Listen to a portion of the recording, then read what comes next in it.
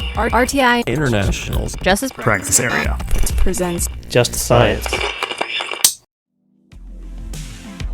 Welcome to Just Science, a podcast for justice professionals and anyone interested in learning more about forensic science, innovative technology, current research, and actionable strategies to improve the criminal justice system. In episode 1 of our case study season, Just Science sat down with Ian Oxton, forensic identification specialist for the Calgary Police Service, to discuss a triple homicide case involving the longest-lasting Amber Alert in Alberta, Canada's history.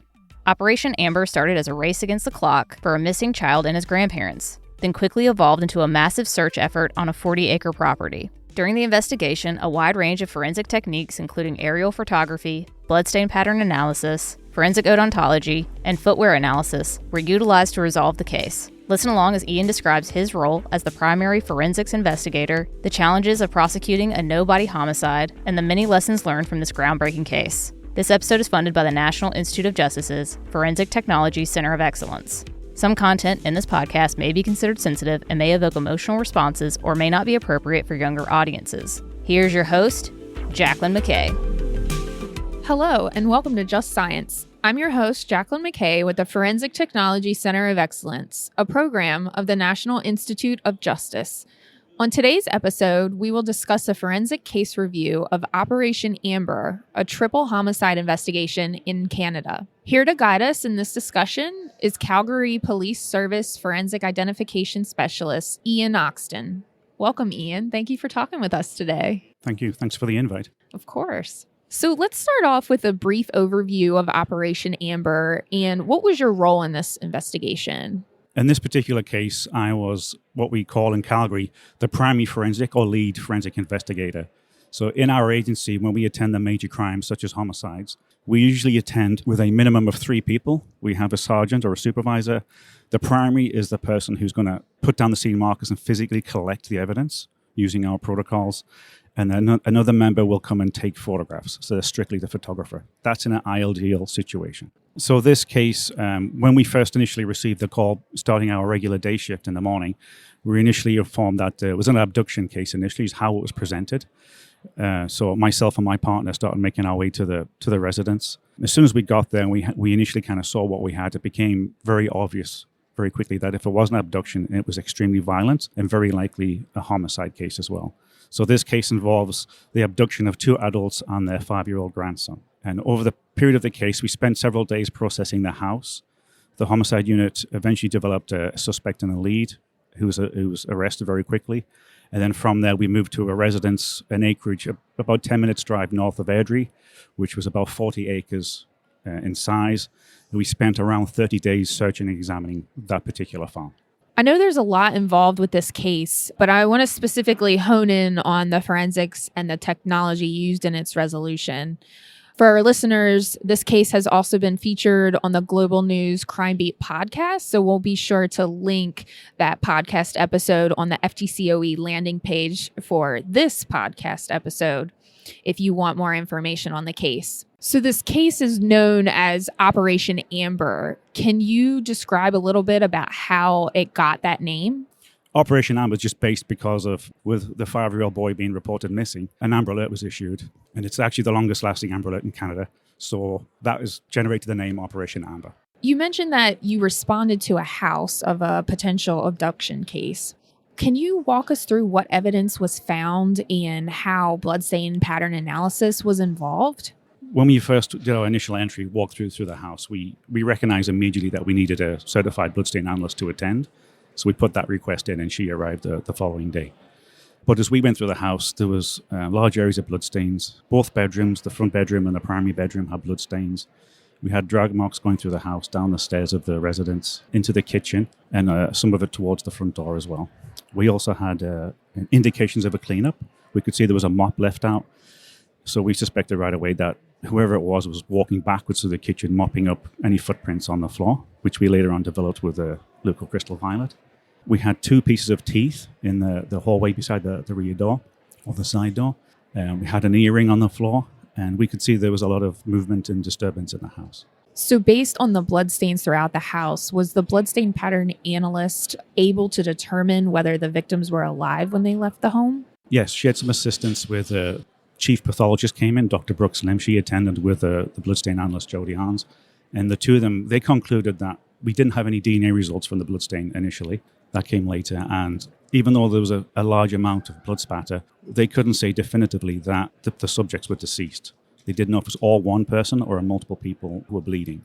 So from that, they concluded that there was a survivability chance for the people who were missing, and that assisted with the Amber Alert. So the bloodstain pattern analyst, is she also a forensic investigator, kind of like you, and Yes. just has She an has additional duty? Yes, that's right. Okay.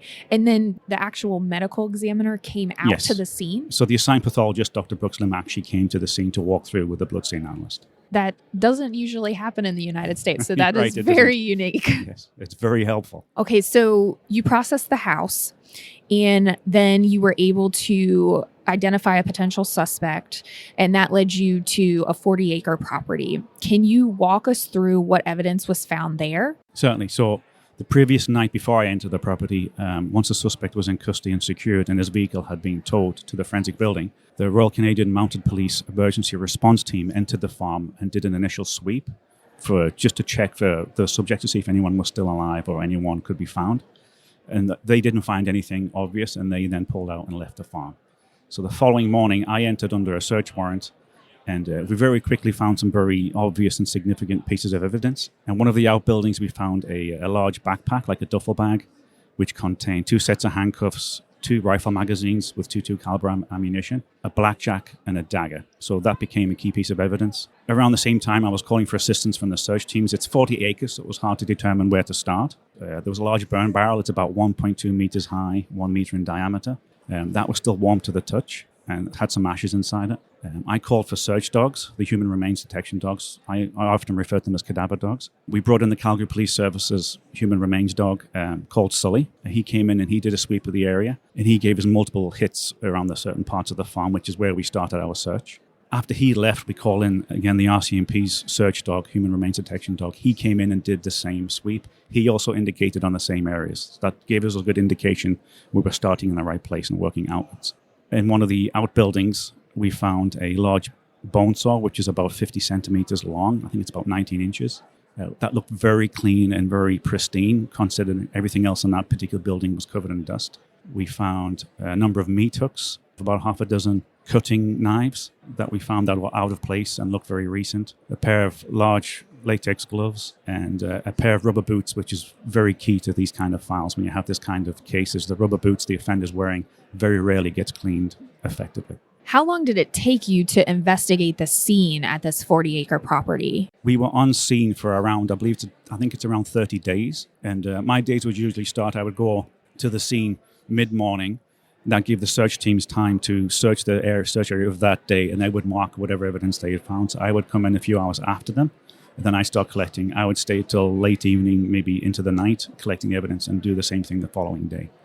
The first day when I first arrived, we worked through the night and did, I think it's on a 36, 40-hour shift. Because what was happening is, as we were finding evidence, the homicide unit had already cleared things with the lab in Edmonton, our crime scene lab. They had shut the lab down just for this case. So they were waiting for our exhibits. So as I found items from the farm, they were driven straight to the DNA lab to rush the DNA results. Because our initial search warrant was 5 days. We wanted to extend that if we needed to. And also, we had an active Amber Alert. We needed to extend the Amber Alert as well. So as you're getting this information back from the lab on the evidence that you're submitting, was it shedding any light on the evidence that was found at the home that you processed prior to moving to the 40-acre property? Yes, we had the connection. We were finding the DNA from all 3 persons on the items, the rubber boots, the saw, the hooks. We were getting their DNA on those items because we'd taken known samples of DNA from their house, their residence, and we had some objects from the family that we used as the known samples from the three victims. So were you able to link up any of the bloodstains you found at the house to any specific victim? Yes, at that point we were getting the first and second round through from the blood spatter analysis, yes. Your team was able to determine that there was a high rate of survivability when the victims were abducted from the house.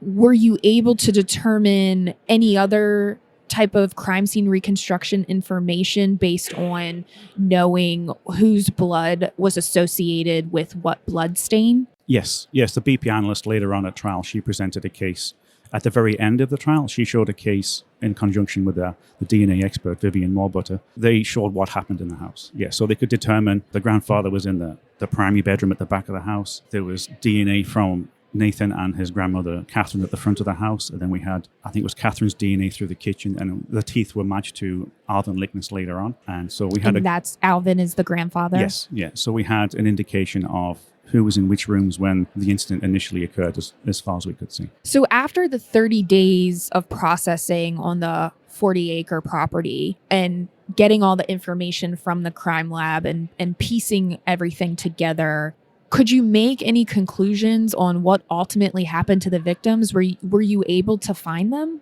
No, we never recovered anything as close to a body as we would hoped, or anything indicating what happened. We had the blood DNA. We had a few small fragments of charred flesh from Catherine and Alvin. And we had a small tooth that we recovered from the burn pile, which is where Douglas Garland would empty his burn barrel as he was burning things or burning garbage. As we sifted through those ashes, we recovered a very small tooth, which our forensic odontologist, Dr. Bill Blair, said was from a child, approximately 5 years old. That's all that we could recover. In homicide cases, finding a body provides so much information to the pathologists and the crime scene investigators and all those involved. And in this case, you were not able to find the full bodies of the victims. Can you talk about some of the challenges that created for the investigation? Certainly. So obviously if you have the deceased, if you find the deceased victim, you can clearly declare it a homicide. When you have little to no physical evidence that they are deceased and they've disappeared, you then have to go through a whole process proving that they are no longer alive or present.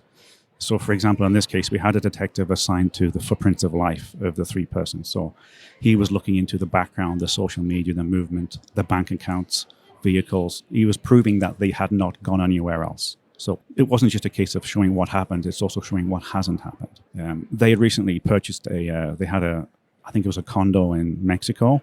So we sent detectives to Mexico to check that apartment or that condo just to prove they hadn't left the country, and that's where they were. So it becomes very difficult because instead of focusing on what you have, you're proving what you don't have, which makes it a challenge. That's really interesting.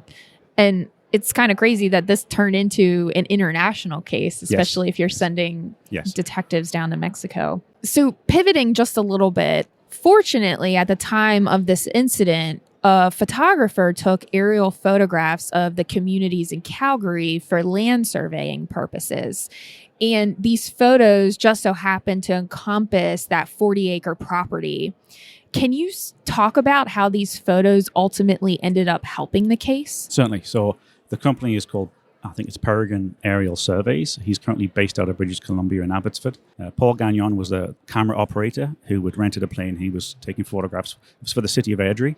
They were doing mapping for construction and future projects. It was just a coincidence. He happened to fly over the farm on one of the mornings, and later on he did a second pass coming in the opposite direction as a second set of photographs. So what we see in the first image is you can see all three of the subjects, Alvin, Nathan, and Catherine, on the property in the grass. You can see what's happening there. The second pass the following day, they're no longer where they were seen, and you can see the burn barrel and a lot of equipment around the barrel. And you can see a lone figure standing, walking through the grass beside the barrel. So it was just a coincidence. Now, what happens is, while we are searching and examining the farm, we have a lot of volunteer search and rescue doing a massive search around, I think it was a 10-kilometer radius, just in case the suspect had driven off and thrown evidence out of his car window or his vehicle. So we were searching a massive area. And so there was a separate command post just for that operation. One of the employees from the city of Airdrie approached the command post and said, we had someone around that time taking photographs. That was written down in a notebook, and later on, as the homicide detectives were reviewing everyone's notes, someone picked up that we might have photographs, and then the company was contacted and we were able to obtain the photographs. And so were the photographs obtained after this 30-day processing? During the 30-day process. During the 30-day. Yes. The camera that was used for land surveying, was it like a typical camera that a crime scene investigator would use? No, from what I understand from the website of the company, they're currently using a Leica DMC3. This is the type of camera they're using specific surveying. So I'm thinking around the time of this 9 years ago, it may have been a Leica DCM2 model is what he was using. It's a very different camera.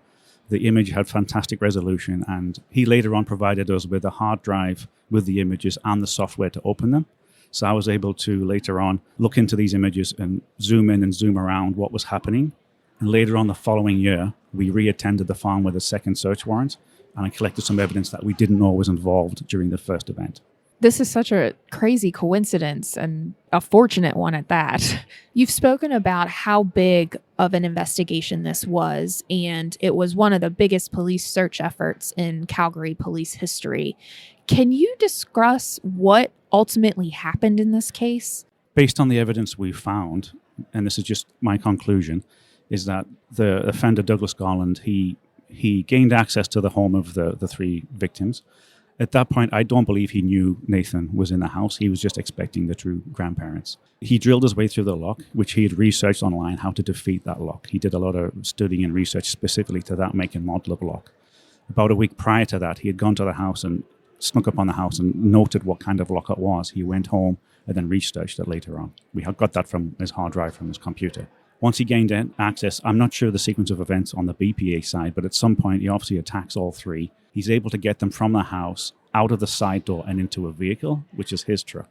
Later on in the crime scene, we found the key fob from a Toyota Tundra truck, and we suspect that it may be that he was trying to take their truck and use it to dispose of them or to take them off site. However, that's not what happened. So he takes them from their residence. He drives them through Calgary, and at this time in the morning, it's daylight. So he's driving through the city of Calgary in daylight. We have him on multiple different video cameras all the way through the city limits, leaving the city limits north on Highway 2. He passes a way station, which has a camera on it, which is between Airdrie and Calgary. We see him on camera, his truck is passing, and then he goes past the local detachment, which is a bit further up, and then he drives to his residence. From there, we know that he leaves the three victims on his farm. He cleans up, he goes to his, I think it's psychiatrist appointment in the morning, he has a meeting with a psychiatrist, and then he comes back. From there, there's a 2 or 3 day gap while we're still processing the house where the homicide unit are working on suspects. They're developing who they think this could be. There's a house just west of where the victims lived. It had a video camera which captured his truck on view. So they have an image of video of what kind of vehicle it is. So they start looking for the type of truck. It was an old green F-150. They eventually put out a notification to the public asking if anyone's seen this truck. And then someone texted into the detectives, this is Douglas Garland's truck. They receive an answer, and that triggers the response to the farm. So as our members and the RCMP members are approaching the farm, he happens to drive out right into them, and then he's taken into custody, which triggers, we then get the search warrant and enter the farm. So he had a couple of days to dispose of the three people. I believe he cremated them. He did some dismembering. I don't know how much because of the DNA on the hooks and the large metal saw. I don't know how much he got into because the burn barrel was very large. It probably wasn't necessary. But he did some dismembering, and then he obviously cremated them in the barrel, and he had a lot of time to do it. We had a witness who was a neighbor testify at the trial that he noticed he was burning through the night. So that day he was burning the burn barrel all day and through the night into the next morning. So he was definitely disposing of the evidence overnight. Was this ultimately successfully prosecuted? Yes, this was prosecuted. We had an overwhelming amount of circumstantial evidence, and there was multiple things that linked him to this case. In the United States, prosecution of no-body homicides are rare, let alone homicide cases involving 3 victims. But when they are prosecuted, there is usually overwhelming circumstantial evidence that ties the defendant to the case and strong evidence that indicates that the victims are deceased. And it sounds like you had that in this case. Yes. So in addition to finding indications of the 3 people being on his farm, we had a few things that linked him directly to their house. So we didn't get his fingerprints or his DNA from their residence, even though he's a family member to some degree. What linked him was the research on his computer to the lock on the victim's door. Inside the garage, we had a bloody footprint, which we ran through the SICAR database. It's the shoe image capture and retrieval database. So you put a footprint in, it will tell you, ideally, if it's in the database, it will tell you the make and model of shoe. So it gives you a range of what that shoe could be. So we put that in. We knew what kind of shoe. It was a Dr. Scholl's Delta 2 shoe from the footprint. Later on, when we get to his farm, we're looking for the shoes, and we don't find that particular model of shoes, but we find 80 other pairs of shoes that he's never thrown away that are really worn down and old. So we're showing that he's kept all of the shoes over the past 20 years or so, except the Delta 2 shoes. And then in the basement, we find the Delta 2 shoe box. So we have the shoe box, no shoes, but 80 other pairs of size 13 shoes. So we had the footprint that linked him to the scene, and obviously the video camera on the the house to the west of the victim's house. That was probably the breakthrough of the case, was the video camera picking up the truck in the neighborhood. Were you able to find any biological evidence tying the defendant to the Lickness home? No, we didn't have his fingerprints or DNA in the victim's house at all. We just had the footprint, the lock with the holes drilled, and obviously the CCTV footage. Those are the three things that link him to that house. And also, we examined his truck later on. We did a forensic search of his truck. Initially, the first sweep, we didn't get any of the victim's DNA in the back, and which we thought was obviously unusual given the circumstance of the crime scene. So I took the plastic bed liner out of the truck, and I took the tailgate off, and I stripped the tailgate down, and I took the license plate off, and then we re-examined it with Blue Star, and we got positive results. And from that, we then developed, it was Catherine's DNA. We only sent a few of those swabs in, but we got Catherine's DNA on the back of the license plate and inside the truck. Later on in the investigation, as we're going through his garage, which has an abundance of chemicals, we find RNAs away and DNA cleaners in his garage. So he was researching and looking into how to clean up a crime scene. And he had the correct equipment, and he did a fairly good job on the box liner, but we looked underneath and found the DNA. Ian, you mentioned that you found 2 of Alvin's teeth in the Lickness home. Were you able to find any items within the home that were potentially involved in the incident and could have been used as a weapon? Yes. So the area where we found the 2 pieces of teeth, just to the right of that area is the doorway into the garage. And that's where we had the bloodstained footprints of the Delta 2 shoe going into the garage. And those footprints walk up to 2 dumbbell weights. Each one's 45 pounds. And it looked like one of them had been picked up and used as a weapon of opportunity and then put back. So when we submitted that dumbbell in its entirety to the lab, we got blood from Alvin and Catherine on the dumbbell. Due to the complexity of this scene, were there any biological materials found that never matched to Nathan or his grandparents? Yes. Yeah. So we had DNA samples from Douglas's parents as well, so that we could use to exclude any samples that we had. And after we finished our search, we had 3 female DNA profiles that were not part of this investigation. Since then, it's been a while, but since then, we've sent those to genealogy. They didn't match in any database we had or the missing person index. We sent them to genealogy, and it's the Parabon Labs in Virginia, and they provided us with images of who they think they should look like. And as a result of that, we've identified all 3 women, and they are all healthy, alive, and unrelated to this incident. It was just a coincidence how the DNA got into this particular area. For example, one of the profiles we found was related to these large canvas bags that were stitched. And we later on determined, through our cold case unit and detective carrier, determined that these bags were made and produced for hospital staff. And what had happened is Douglas Garland, at some point in his past, was in medical school, and it looks like he obtained these either while he was in medical school or sometime after the fact. Maybe he purchased them. But he had pallets of some of these bags, a few hundred of these bags. And as we were doing our search, we came across a droplet of blood on one of these bags, which was one of the unknown subjects. And later on, we've just discovered that that blood is from the person who was stitching the bags together. As she was making them, she pricked her finger and bled onto one of the bags. So it had nothing to do with the case. It just happened to end up in this particular crime scene.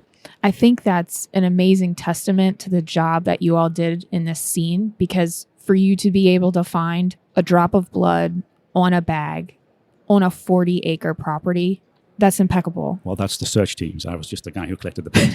But yes. Wow.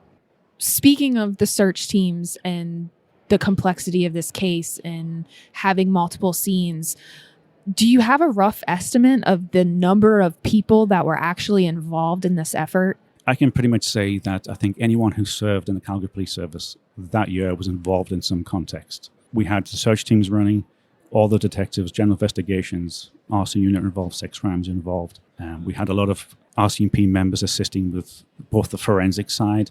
We had the RCMP drone come in. The traffic recon unit came down and flew the drone. Our helicopter came in. We had the cadaver dogs. We had the hazmat team from Airdrie came in to assist. We had the clandestine lab team from the RCMP assist because the garage was full of chemicals. We couldn't manage that. We had a lot of ensign commanders rotating through, running the searches, keeping things going. Back at the West Winds, I heard stories of people walking through, and if you were in the wrong place at the wrong time, you were press ganged and brought out to the search area to assist because we needed search members. So, yeah, I think there wasn't many people who didn't get involved in the case. Just to kind of put it into context, how large is the Calgary Police Department? We have, I believe it's around 2,200 sworn members and around 1,200 non-sworn members. Due to the amount of people involved and all of the moving pieces, can you talk about any lessons learned as far as trying to coordinate and collaborate with such a large search effort? Yes, so this is one of the cases that blew our protocols kind of out of the water. We generally try to use one team as much as we can for each major case. So we do the crime scene. The same team should do any vehicles, and then later on maybe the suspect or offender's house. So when you go to court, you have one person who has intimate knowledge of all the different elements. This case, that wasn't going to work. I couldn't be across 40 acres in one time. So what we learned from this and what we've done since is when we have a large scene such as this, which we have had several since this one, we put one team in each building. So one crime scene team, two constables, a photographer, and an evidence gatherer, if you like, will examine each building. And when we have search teams deployed and we'll start finding high volumes of evidence quickly, we put a forensic team with each search team. So it's almost like a disaster victim identification deployment rather than having 2 or 3 people trying to manage everything. So yeah, we learned a lot about managing ourselves, our time, our schedules, and also some of the cases we've had since then. It's not an Amber Alert. You're not rushing, trying to keep up. It's been very planned. We have a month to get ready for the warrant. So we hit the ground running, and it's been very effective so far. But in this case, you were really up against time. Yes, we were trying to keep up with, because of the Amber Alert, we needed results fast. So the usual methodical system of documenting everything, taking measurements, or we have a scanner now scanning, all of that went out the window because it was grab what you can as quick as you can, photograph it in place, and it's going to the lab right away. So we had to adapt and roll with the punches to get things going to the lab as quick as we could. For those who may not know, can you describe what an Amber Alert is and why that creates such a condensed time frame for getting this work done? Yes. So the Amber Alert is a system that allows law enforcement to communicate to the public within a certain area that a child is missing. And there's criteria for that. It has to be a confirmed abduction. This is the main criteria. And obviously when the message goes out, it breaks into social media, it breaks into radio communications and sometimes television communications within that area. So it's not something that's taken lightly. It has to be confirmed, and there's a very strict protocol to issuing the Amber Alert. And the reason it's used is that the survivability of an abducted child decreases very quickly in the first day or two, like very fast. So you have to have the momentum to establish who or how they were taken to recover them while they're still alive. It's about the survivability of the child. Ian, I just want to get the timeline straight for our listeners. Can you walk us through kind of a brief overview of what happened from when the victims were noticed to be missing all the way through when this case was actually prosecuted? Yes. So this investigation really starts, it's June 29th, 2014. The Alvin and Catherine Lickness are having an estate sale in their house. They're selling everything they own, and they're planning to move to Mexico. So during that day, they had around more than 100 people come through the house looking to purchase items or pick up whatever they were selling. That night, as they're settling down, all the rest of the family members are leaving, and Nathan asks to stay home with his grandparents, which is obviously that's how he ends up being in the house. He stays behind for a sleepover. Everyone else leaves the house.